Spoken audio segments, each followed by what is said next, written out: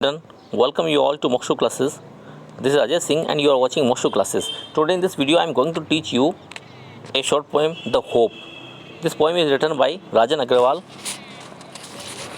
ये एक कविता है हमारे RBSC में रेनबो नाम की बुक से, लेसन नंबर 14. एक छोटी सी पोएम है द होप. होप बोलते हैं आशा को. आशा समझते हैं उम्मीद या आशा.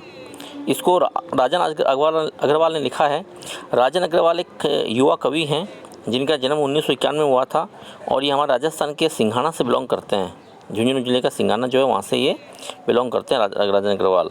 तो ये उनकी लिखी हुई एक छोटी सी पोइम है, हम पढ़ रहे हैं. उसमें उन्होंने बताया कि होप, आशा की क्या महत्व, आशा क्या महत्व है और आशा जो है वो किस प्रकार से उसको लोग विभिन्न नाम देते हैं, क्या दृष्टिकोण लोगों के हैं, है ना. आप सभी समझते हैं आशा के बिना जीवन निरर्थक है. आशा हमको जीना सिखाती है, आशा हमको आगे बढ़ना सिखाती है. तो आइए पढ़ते हैं इसको. सबसे पहली लाइन है hope is given different names. Hope यानी आशा. आशा इज़ गिवन को दिया गया है, डिफरेंट यानी विभिन्न, अलग अलग नेम्स यानी नाम. आशा को लोगों ने अलग अलग नाम दिए हैं. लोग आशा को विभिन्न नामों से पुकारते हैं. कुछ लोग सम कॉल इट एक्सपेक्टेशन. सम यानी कुछ लोग, कॉल पुकारते हैं, इट यानी आशा को, एक्सपेक्टेशन.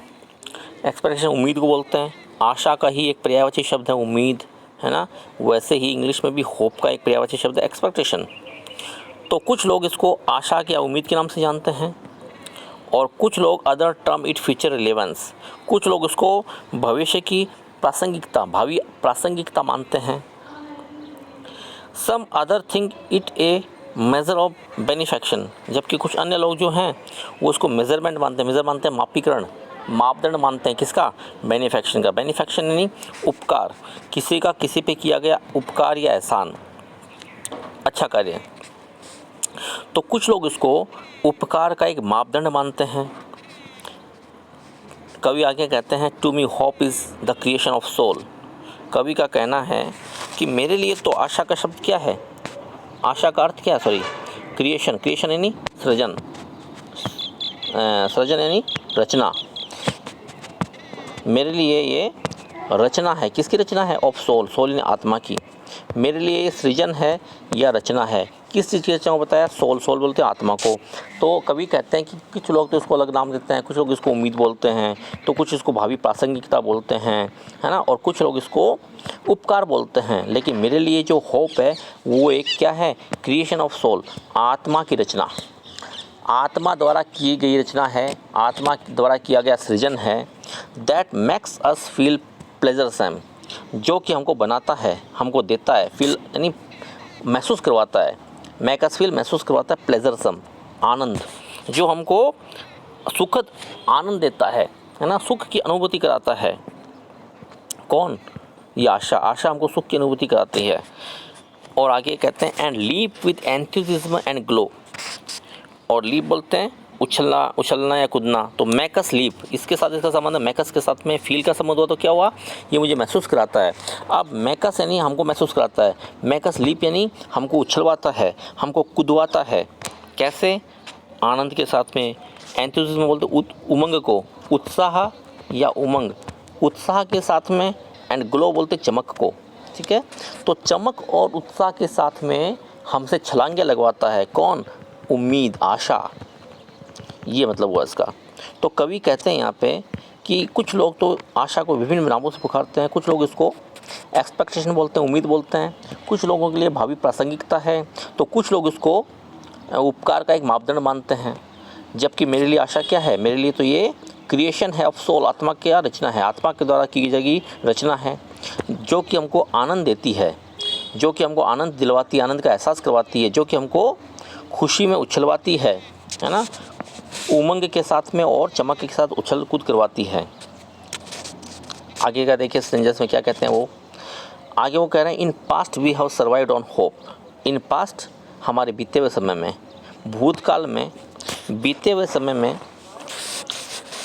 वी हैव सर्वाइव्ड, हम बचे रहे. सर्वाइव ने जीवित रहना, बचे रहे. हम लोग बचे रहे, हम लोग जीवित रहे ऑन होप, आशा के ऊपर ही. आशा की वजह से हम जीते रहे, है ना. We surmise of future because of hope. और आशा रखने की वजह से ही हम सरमाइज कर पाते हैं, अंदाज़ा लगा पाते हैं भविष्य का. ठीक है ना। हम जो भी काम करते हैं हमको उम्मीद होती है हमको उसमें विजय हासिल होगी, हमको उसमें जीत हासिल होगी, या उसमें हमको सफलता मिलेगी। सरमाइज अंदाज़ा कैसे लगाते हैं हम, इस आशा की वजह से अंदाज़ा लगाते हैं भविष्य में भी। Hope kills negativity inside and feels us with काम एंड क्वाइट।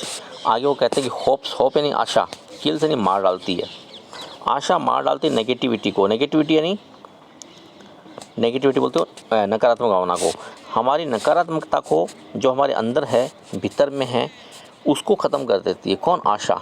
अगर किसी आदमी के मन में नकारात्मक भाव है कि मैं ऐसा नहीं कर सकता, ऐसा नहीं करना चाहिए, तो आशा जो है उस नकारात्मकता का अंत कर देती है, नेगेटिविटी को ख़त्म कर डालती है।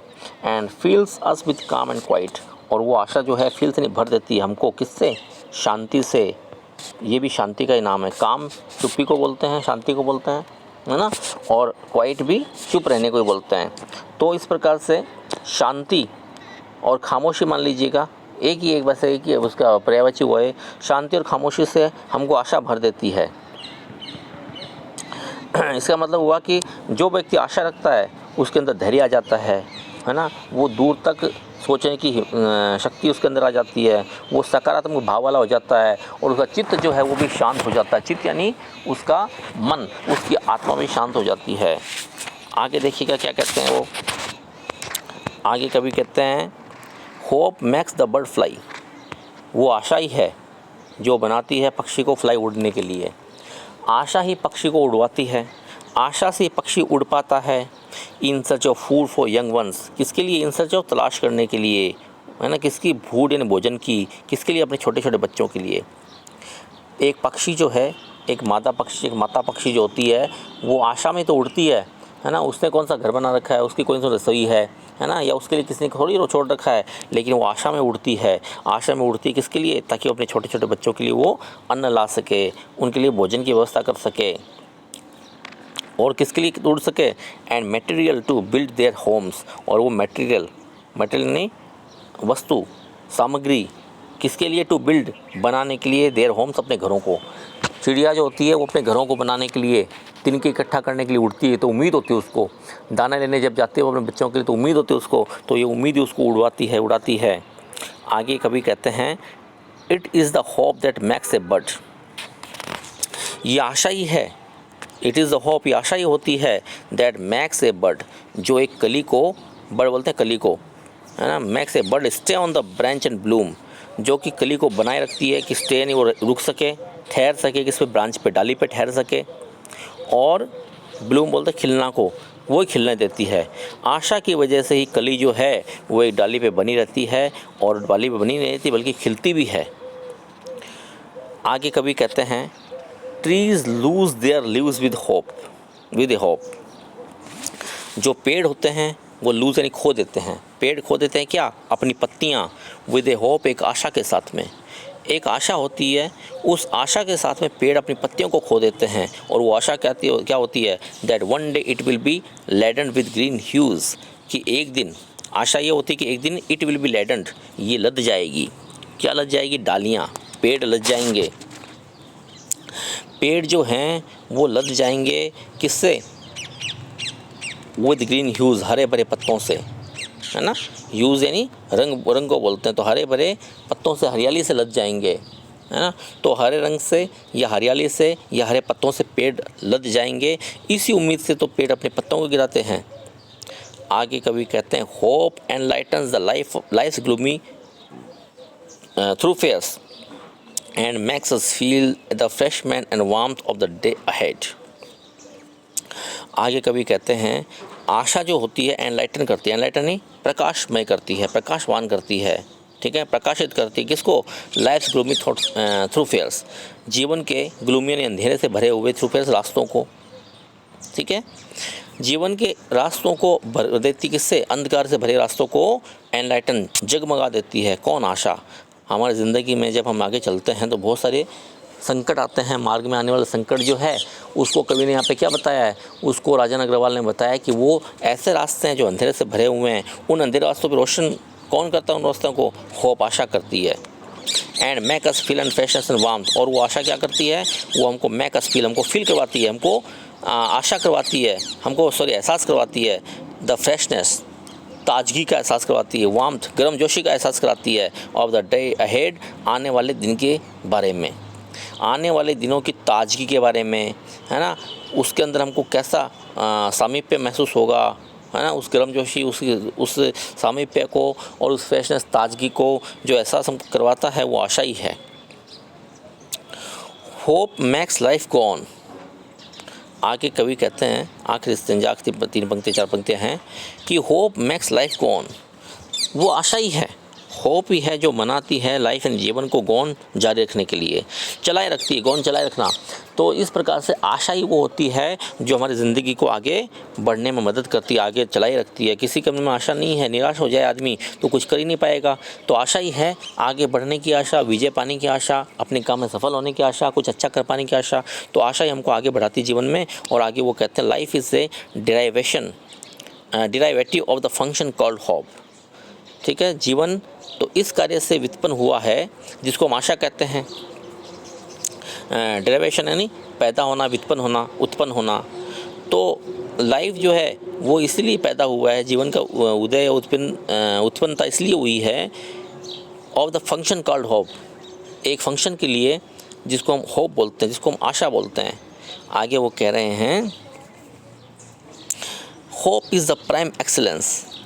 होप जो है उसमें वो जो है प्राइमरी प्रथम श्रेणी की, प्रधान एक्सीलेंस यानी उत्कृष्टता है।